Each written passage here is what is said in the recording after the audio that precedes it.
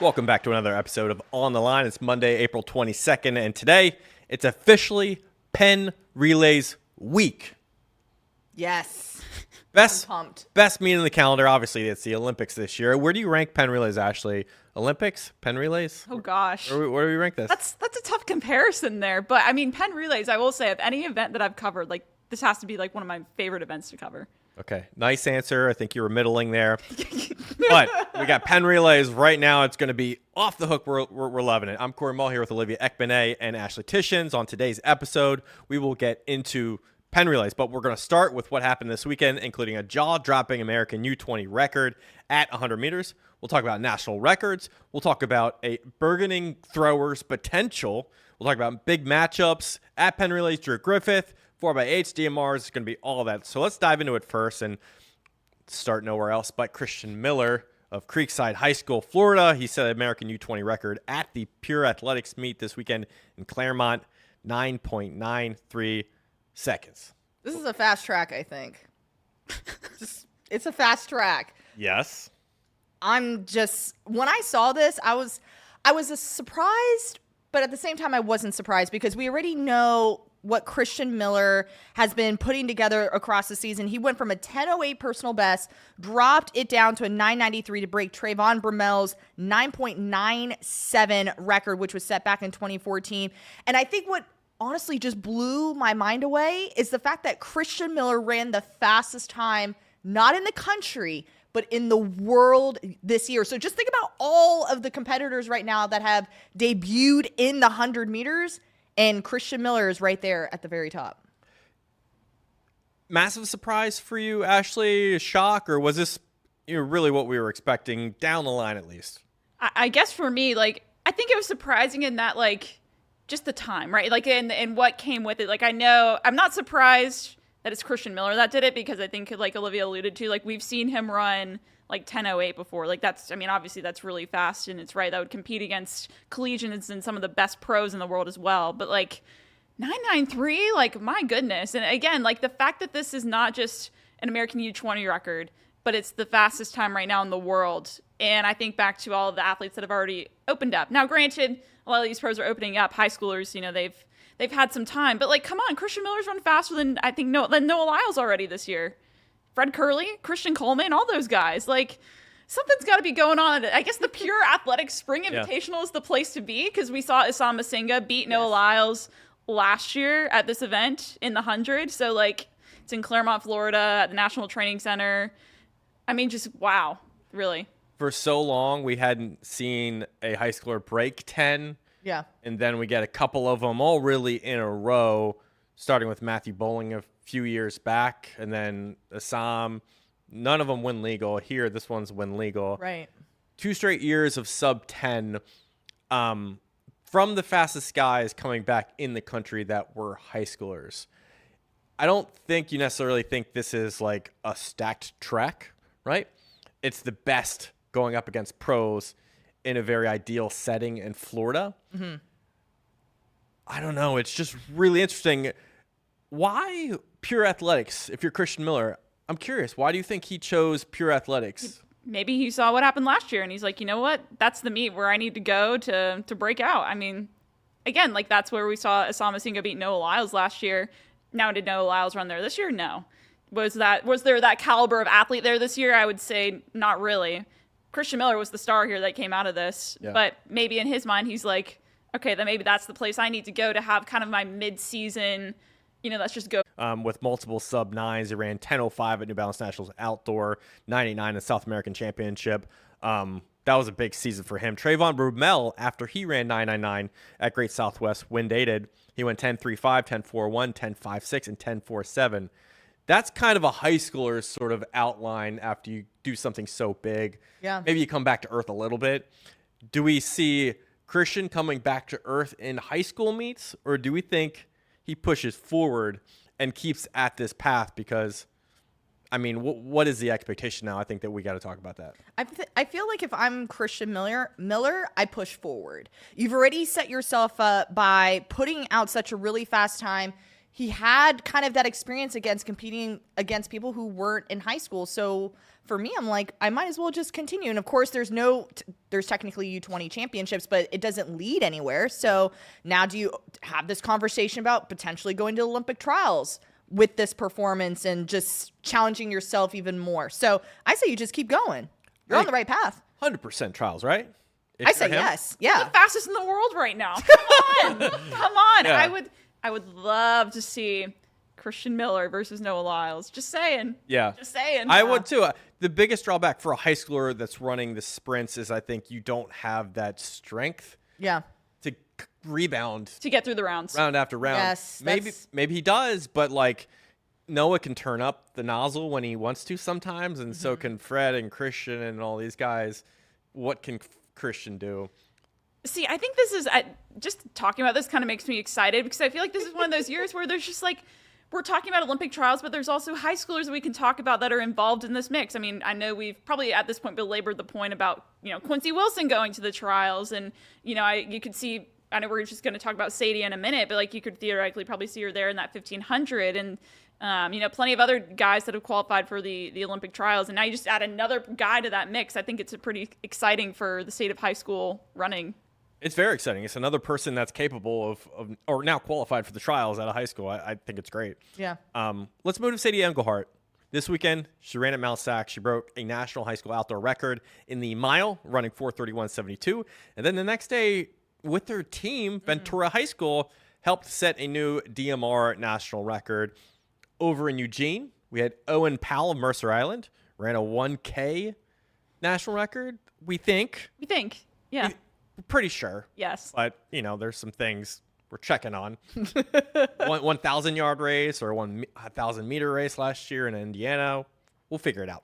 But let's start with Sadie Englehart. What are your thoughts, Olivia?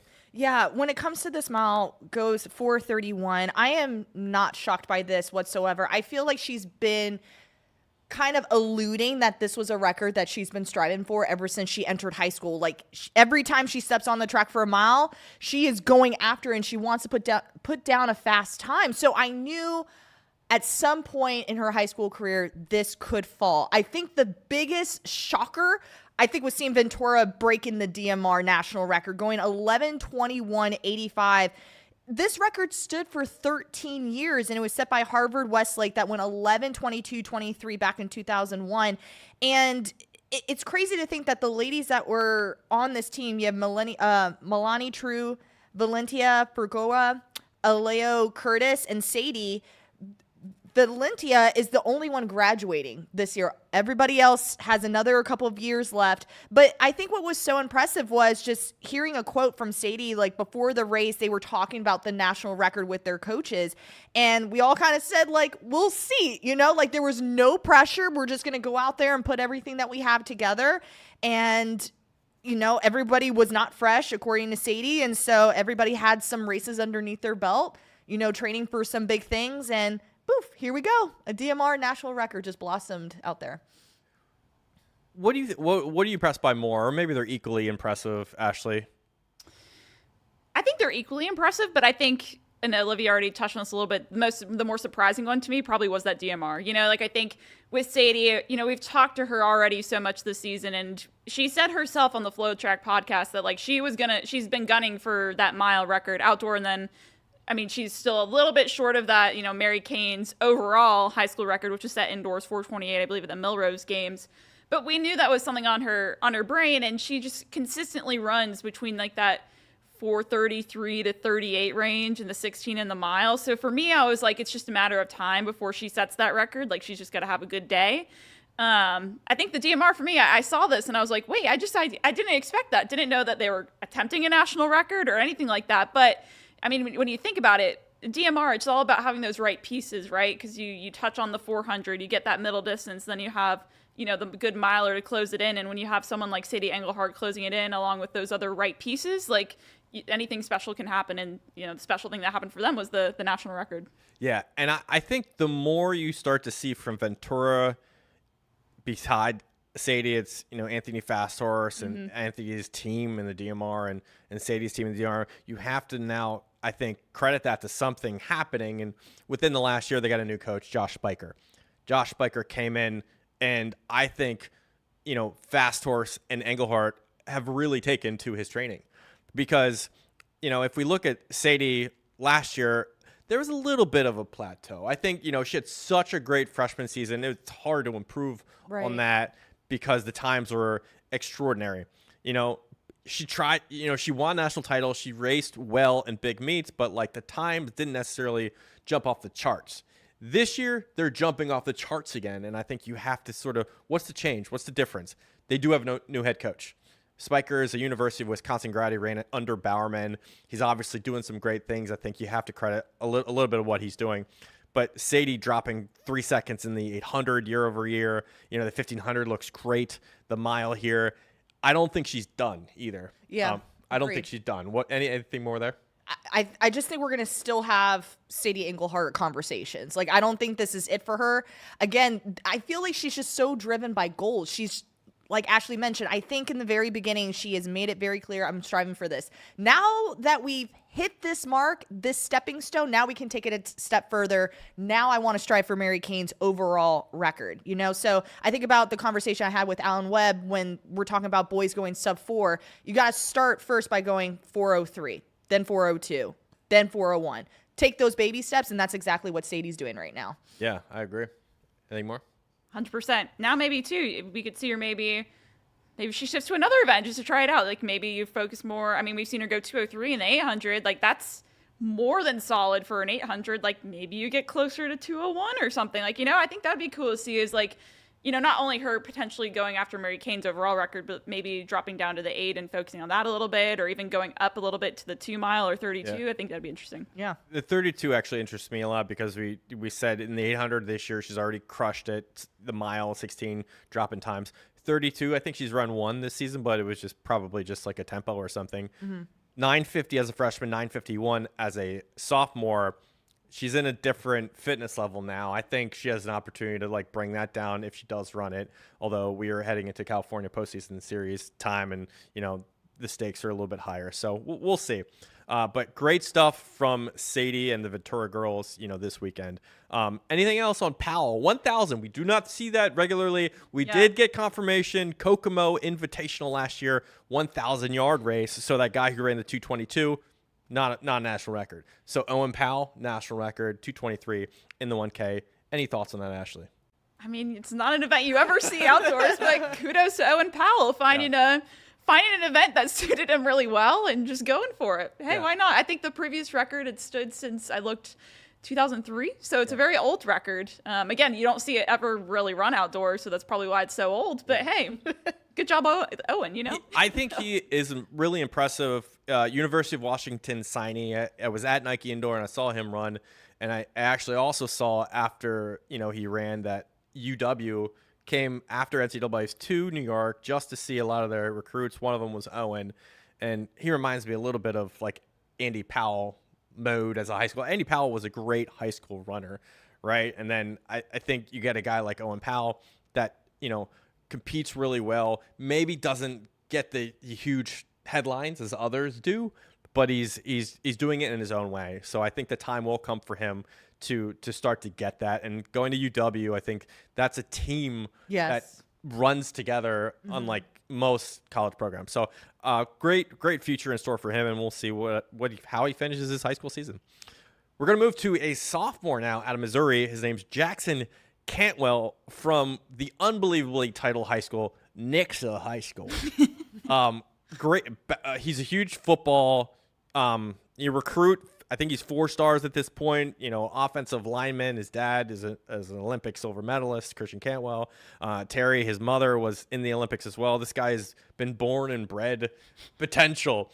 He is over 200 feet in the discus, 70 feet, 73.2, I think, in the shot put over the last 2 weeks, and he's officially breaking out. Ashley, what can we say about Jackson now at this point in his career? I mean, there's something about that crossover. I feel like football throws athlete, you know what I mean? And so, like you said, he's bred for this, and he went 205.4 in the discus at, I believe it was Kansas Relays. Again, just a sophomore. So think about it. This guy is only like 16 years old, and he's launching the discus out there over 200 feet. And I believe he's gone, like you said, over 70 feet in the shot put, which, I mean, you combine those together. Like sometimes I think that's the thing is like sometimes you'll get a really good shot put thrower, a really good discus thrower. It's rare sometimes to find actually that that guy that can do both really well. And Jackson Canwell is that guy. And I think that's exciting for me to see where he could go, for the next 2 years in high school as well.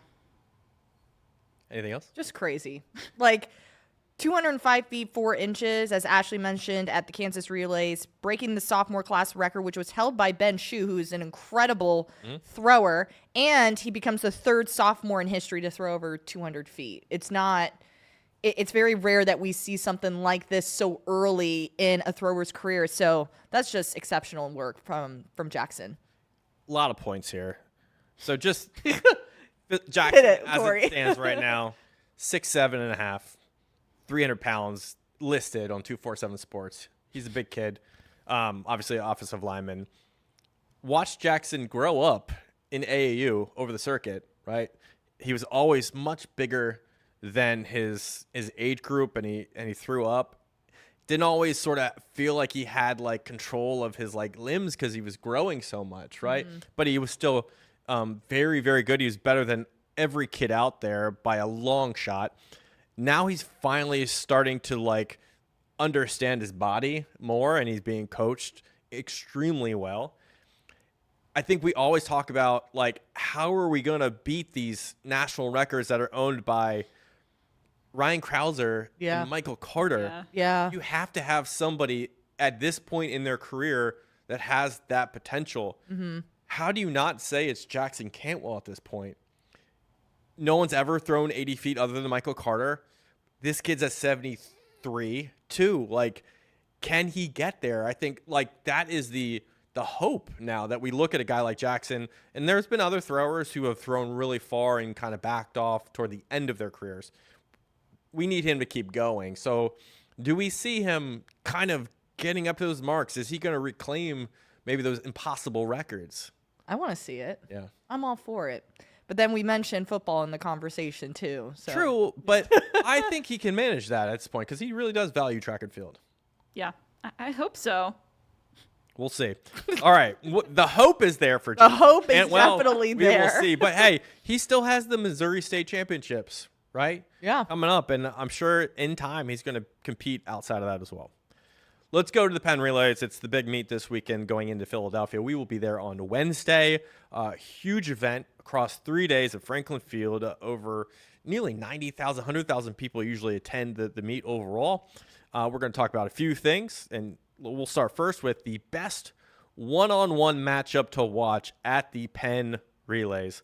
Olivia, I'll go to you first. Gosh, this was really hard for me because there's so many options from the individuals to the relays, but Penn Relays has its name for a reason. So I'm sticking with the 4x1s. I think just being in Franklin Field when the 4x1s are going off is incredible. And I know there's going to be some Jamaicans in the field, but I want to highlight the programs that we have right now for the Americans in high school, because I feel like we might be able to see some barriers being broken. Looking at the girls 4x1, you have McDonough, which is from Maryland, and then IMG Academy from Florida. They've gone 45-91, 45-95. Like, it's only hundredths of a second separating those two programs. And then on the boys' side, you have Archbishop Carroll, also featuring IMG Academy as well. Can we see IMG?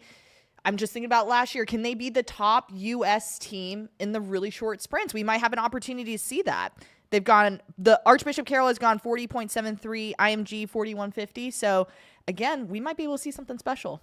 I remember last year, IMG was ranked really high, top American team, and they fumbled. They fumbled the It was baton. depressing. It was so sad. I was heartbroken. I was literally, my heart just like sank in my chest. Hey, it's a big meet. There's a lot. There's a lot few of environments going on. like Yeah. it. Yeah, like I've never experienced anything like that before. I know last year was my first time, and I know you all were like really hyping it up, saying like, "Oh, it's so cool," and I'm just like, "It's a track meet. Like, what could it be?" But like when I tell you, like I've never seen, like you hear roaring, like you're at a football game or something like that, you know? Because like so it's mistakes can happen in that sort of high stakes environment. Yeah, but we have teams like Archbishop Carroll heading into it. The track, just considering all the variables with the crowd noise, the track makeup a little bit. The track too. makeup itself too, like it's just crazy. I remember running second leg my freshman year, and like I'm getting the baton in the middle of the curve, and I'm pretty much handing off on a straightaway. What's like, the biggest issue when that was happening with you? It's just I'm used to like on a normal track, I'm used to being slingshot off a curve and then handing off on a curve essentially. And it's just like completely backwards now. Yeah. Because even when I was anchoring, when I was at Texas A&M, half the race was on the curve. Got the baton, I'm still on the curve, and then boom, there's the straight. So, it's just backwards, and when we're used to running on the oval in a certain way, it gets a little confusing. So I see how all of that plays a role. And as Ashley mentioned, it's just so much is going on. Like people are getting off the track, getting on the track, the fans are roaring. Like it's a whole thing. Yeah. Before we move to your event, who are you picking in the 4x1s? I'm going to have to go IMG Academy. I feel we've been On looking both? at for both. I'm looking at the weather. Wow. Weather looks very, very solid. I'm actually kind of Really? surprised by that. You're surprised by that? Yeah, I am absolutely surprised on What the do you- on the boys. You're picking don't- against Carroll? I'm going. I think they're there for redemption. IMG is upset about last year. They want to come up on top. Vic, do you hear this? I was going to right say, now? Coach Vic is going to hate this. Are you listening to this? I love you. Love you. I just think just seeing IMG like indoor, also like just thinking about what they went through last year. Boom. Okay. Putting it all together. It's fair. It's fair. I don't know. You Liv. say Archbishop Carroll? I got to go all in on my guys. That's true. I say McDonough on the girl side, and I Really? also say Carroll on the boys. I go opposite. I like that. Wow, we're I going kind of like that. Yeah. I say Yeah. Florida sweeps Yeah. for the Americans. Cooper, you got Cooper at McDonough. That is very true. Oh, that's true. Yes. At least I mean, are you going to swap now? At least, I don't know. I'm sticking with IMG. Okay. I'm feeling IMG here. Ashley. Well, I think sticking to the relays theme, I think the matchup I'm looking forward to most is in the girls 4x4. You're going to have Bullis School versus Heidel. And we all know how at Penn Relays we love to hype up the Jamaican high schools versus Bullis. And this is going to be a rematch of a race that was really exciting last year in the girls 4x4. Heidel just beat Bullis last year at the line. They ran 3:35.63. Bullis ran 3:36. But we've already seen Bullis break the national record in the 4x4 this year. So we know that they are in better form, likely, than they were last year. And I think it could be a matchup for the ages where, again, you're going to have all the Jamaicans screaming, all the people rooting for Bullis as well. And it could very well come down to another race at the line. Yeah, I agree. It's really, I think sometimes this comes down to lineup choices, too. Yeah, Like, agreed. where do you put your top girl on Bullis? Do you put her on the last handoff, or do you put her in the second handoff? It's interesting, especially because you got to think about the Penn Relays environment.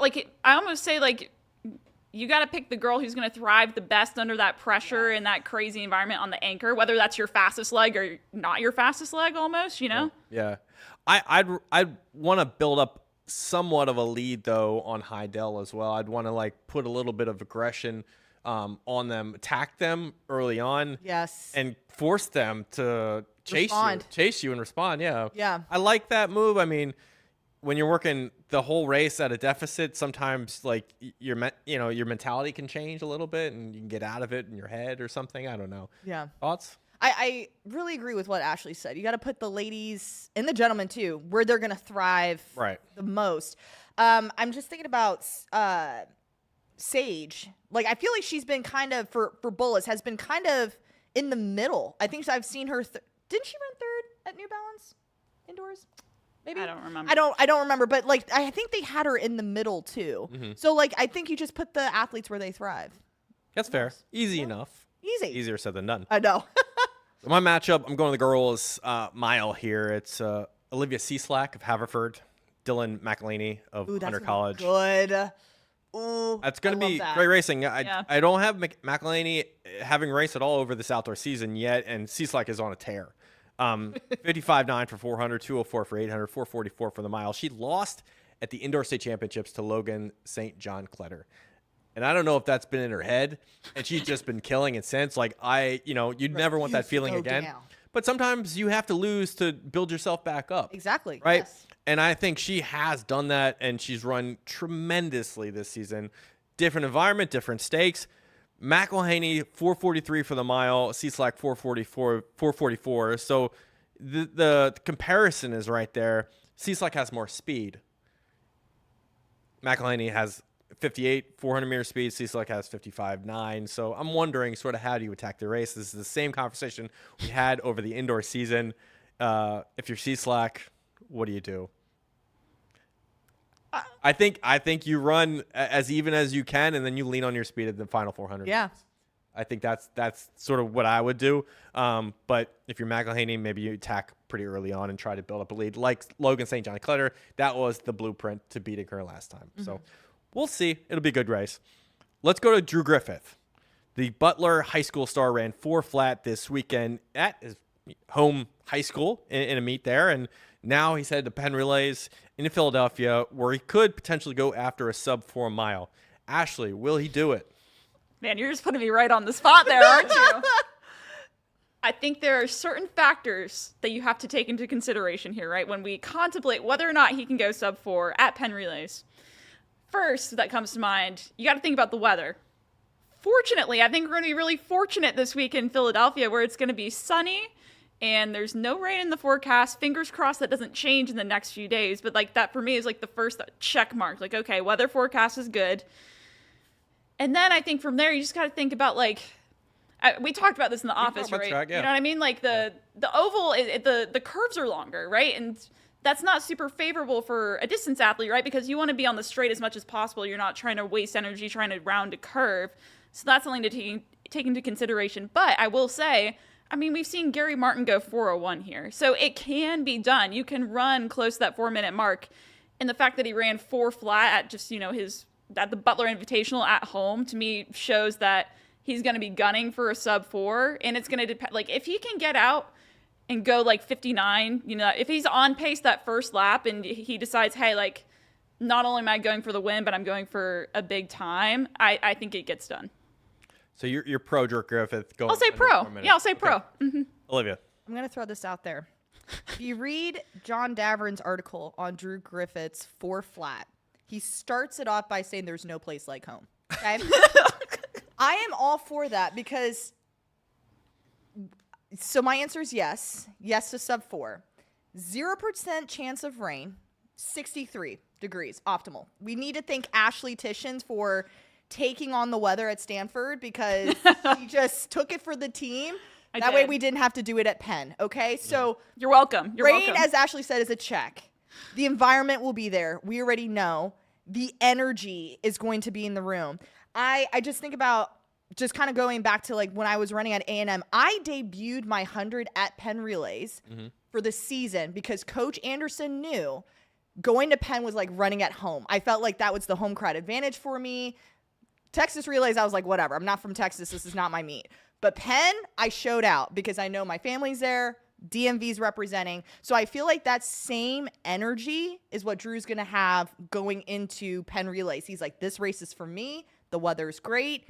4 flat, we just got to give a little bit more somewhere else. So as Ashley and we chatted earlier today, like just 59 seconds just needs to come from somewhere, and as long as he's smooth, but he can't be with the pack. Like this is something where he has to make the decision from the gun that I'm going after it, regardless of where everyone else is going to be. And then boom. I think he'll get a field with him. I think he'll get a pack with him the first two laps. Yeah. High schoolers some of them tend to run outside their means sometimes. So, I think he'll get somebody to run with over the first 800 meters. And yeah, I mean, I think all he really needs to be in is like that 3:01, 3:02 at the end. Yeah. With 1 lap to go. Yeah. With a lap to go, 3:02, because he can close. Like, I get all the variables are going to have an impact and he's going to need to consider all that.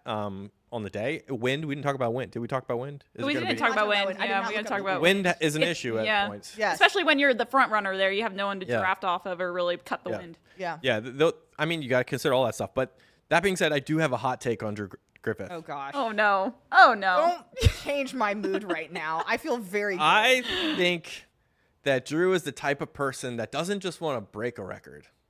Like a lot of guys run 3:59, right? Oh, do you just want to run 3:59.7 or 3:59.6?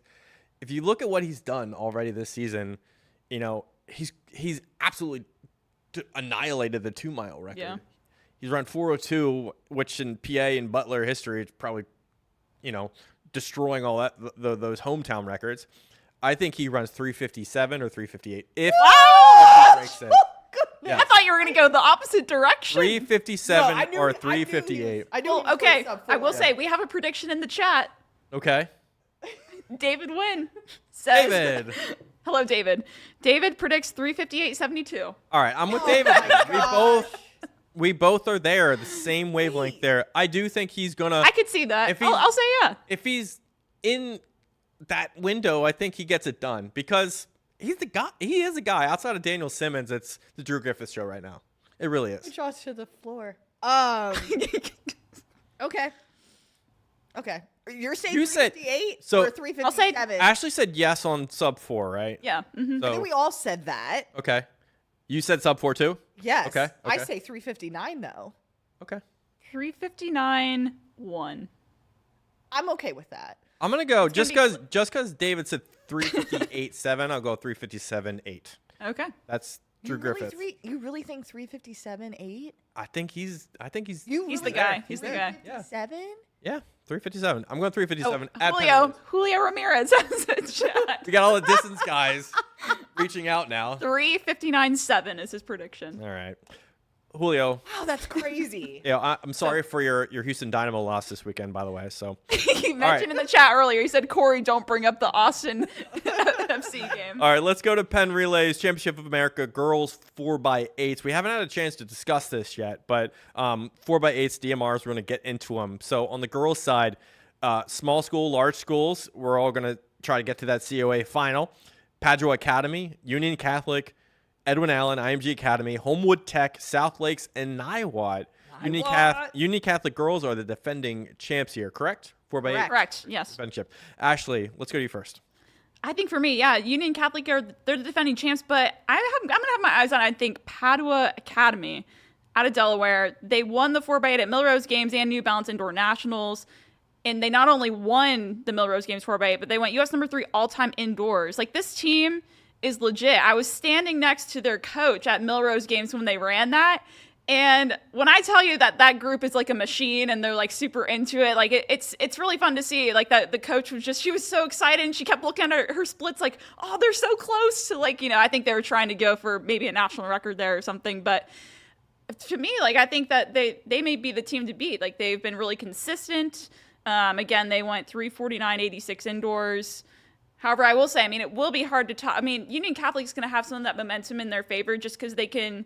Some of the people on that team can think back to what happened last year, which we all know. I mean, for me, that was the biggest probably the biggest race of the entire meet for me. When you look at the high school stuff, I mean, you're gonna have Peyton Hollis, you have a freshman Paige Shepard, who's a huge addition to them this year, and they're gonna remember what it was like to go US number 2 all time outdoors at this meet last year. So I think that's gonna be the matchup for me, Padua and Union Catholic. Homewood Tech has 11 victories in the 4x8 here, most in Penn Relays history. They are in the field. But, Olivia, do we get another American team winning here? I want to say yes. I want to vote yes because there was just so much. As Ashley mentioned, I just think about what we saw last year and the names of the programs that we have are stacked. Like Padua Academy, as Ashley mentioned, Union Catholic. I want to even put Niwot even in this mix too. They're going to have Addie Ritzenheim, who's scheduled to run on that, along with Mia Proc, Anna Proc, and Olivia as well. So we might see some special times coming out of the girls 4x8. It's going to be exciting. Yeah, I agree. And I think it's going to be a one of those races where you're not going to know what to expect until the very end. Right, yeah. And I tend to really lean on Union Catholic's experience in a scenario like this. Yes. and leadership coaching with Mike McCabe. They won last year because they were ready to go and they had the girls that were fit to do it. And if I had to guess, I think they come in as the favorite too because they run the 800 as a team better than almost anyone. I know Padua Academy is good, but Union Catholic just been there. Yes. Yeah. Every year, this is like a home meet to them. It's hard to beat that. Yeah. But I can we talk about Niwot really quickly? Let's talk about Yeah. Niwot. I really like them in this meet. They're getting too. more experience, something completely different than what they normally do, and they're coming down to sea level to do it. It's going to be great because we know Addie's running in the individual event. Now she gets to experience some of this with her team as well. Yeah. How do we see Niwot challenging in the 4x8? Ashley. It's almost like they're the dark horse maybe that people are forgetting about. Like they could be the team that, again, because you never see them at Penn Relays, and it's like, oh, let's go do this, that people may just kind of sleep on them, and then all of a sudden you may see Addie Ritzenhein rounding the turn, and she, I think she could be an X factor for them, but she's not the only, one on that team. Like Niwat's always had a very strong, obviously distance contingent. So I think they could be the ones I think that could potentially shake things up. I agree. Yeah. All right, let's go to the boys 4x800 meter relay championship of America. We got Episcopal Academy, Bishop McNamara, Union Catholic, Jamaica College, Central Bucks West, Matha Catholic, St. Anthony's, and Christian Brothers Academy spread across the small school and large school divisions here. Olivia, I will go to you first. Is there any team that stands out to you? Well, obviously the one on paper, Jamaica College, they set the number 3 Penn Relays all-time mark of 7:28:38. That was 2 years ago. They're also going to be back into this field, so can we see them improve on that mark too?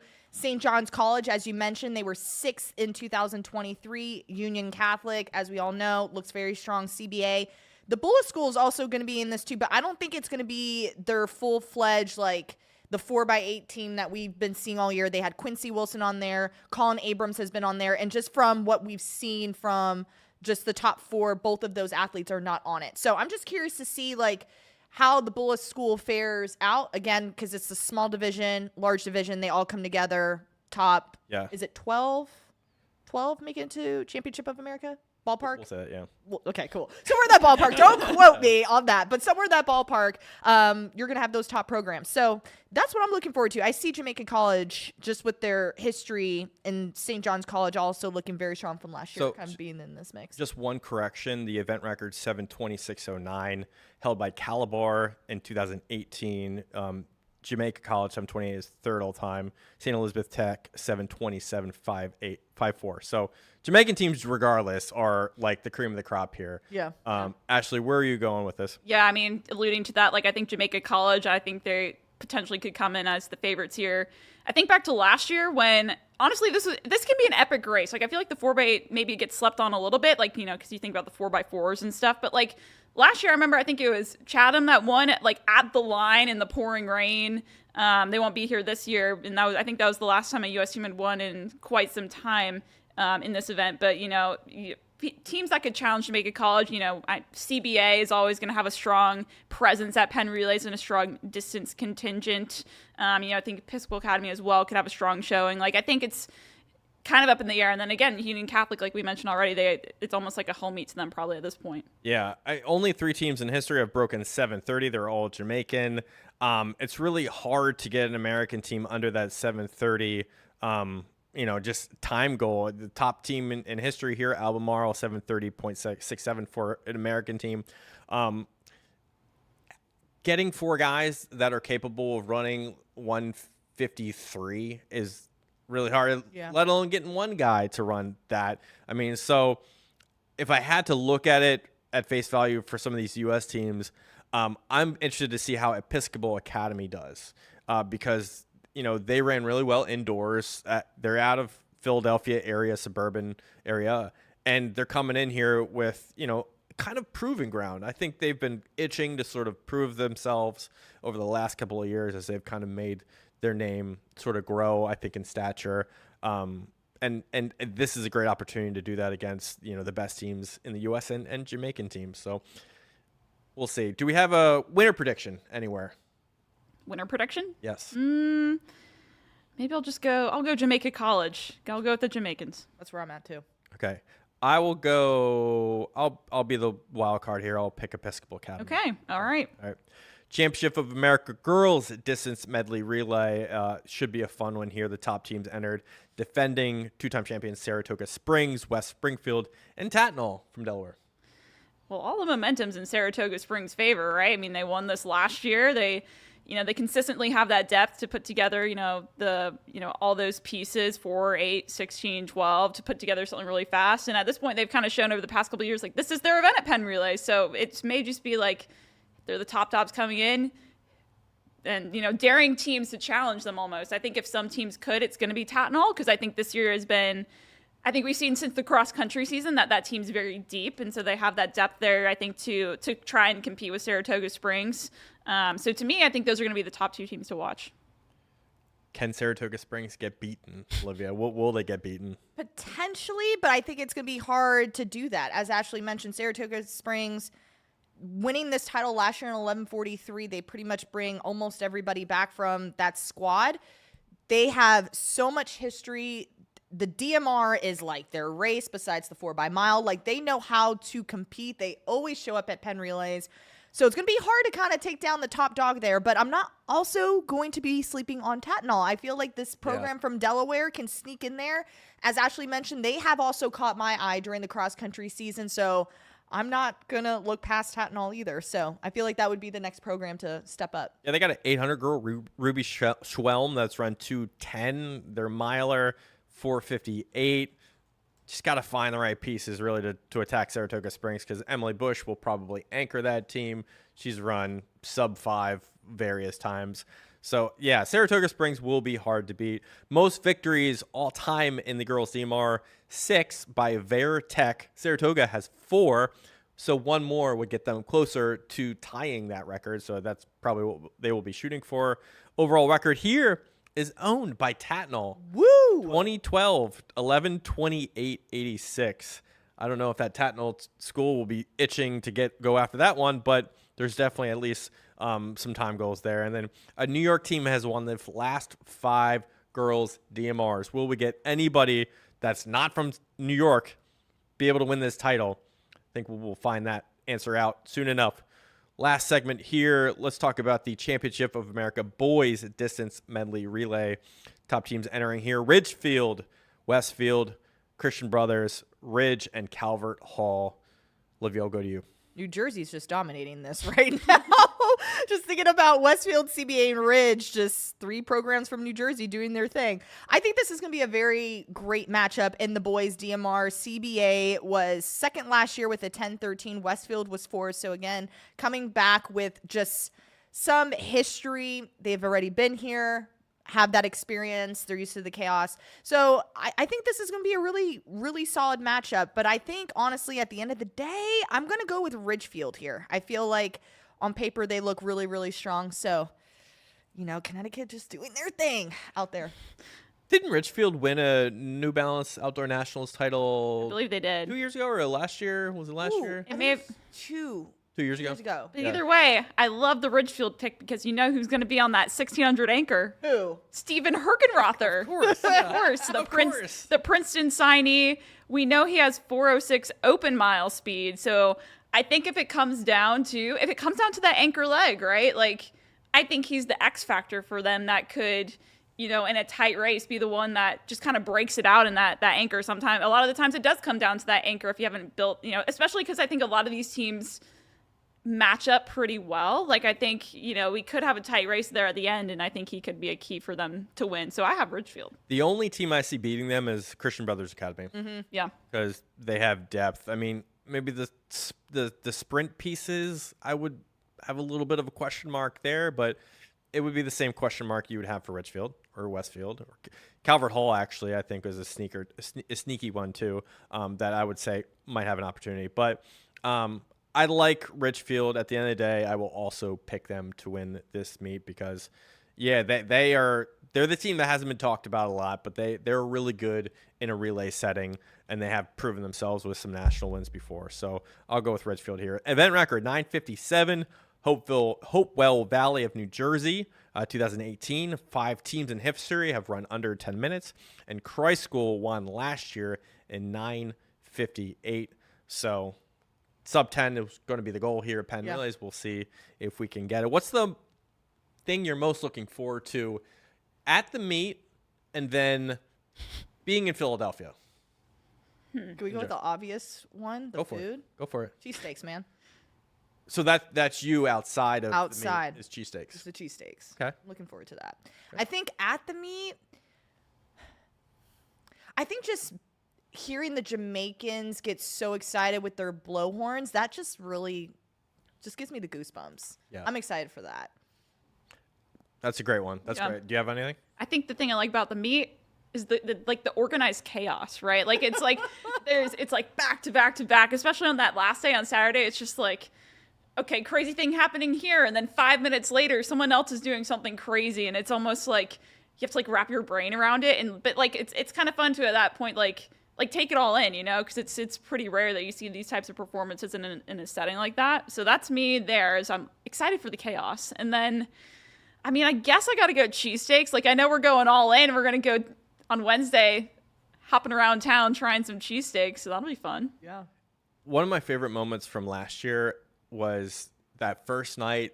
I think we were outside under the rain. We were watching Sofia Rodriguez. Oh, yeah. That was a good hit a moment. 5K. Right. That was And fun. we just sort of had this like unified like response to like, watch her go after something. Yeah. So like finding that moment, I think, in the chaos over 3 days will be fun to experience it with all you. And, that's the thing that kind of lives with me, I think, when we do these meet coverages. And then, I mean, if I don't say cheesesteaks, obviously I like my food. We all like our food, I like cheesesteaks. Which one you think is the best will be a discussion point, I think. But also, just, being in Philadelphia and, experiencing like the city, I love Philly. I'm from PA, and it's just different than anywhere else. I mean, it's not New York, it's not Boston. Although I do have a side, we experienced this in Boston. Boston was a little uptight and pushy. New York has their own sort of like, toughness to them. Philly, how do we even characterize Philly? Ooh, I don't know. That's a good question. It really doesn't fit in the mold of any of those. You're right, though. Boston's pushy. Very pushy. Very pushy. Very pushy. My dad did not like the pushiness of Boston when we were there for the Boston Marathon. But, yeah, I don't know. Philly's tough. I just Yeah. like blue collar, right? They love their fills. They love their hoagies. The hoagies. They love the Yeah. water. The water. Is that your Philadelphia Yeah, accent? I can only do like a couple words, but I do them when I can. So, yeah, but Philadelphia, number one in my book, any city. So definitely looking forward to it. Before we leave, is there anything else you guys want to add? See y'all in Philly. It's going to be fun. Yeah, make sure to say hi. We will be there on Wednesday. This has been another episode of On the Line. As always, we've enjoyed talking about track and field. We will be back next week to go into that more, for that to come. See ya.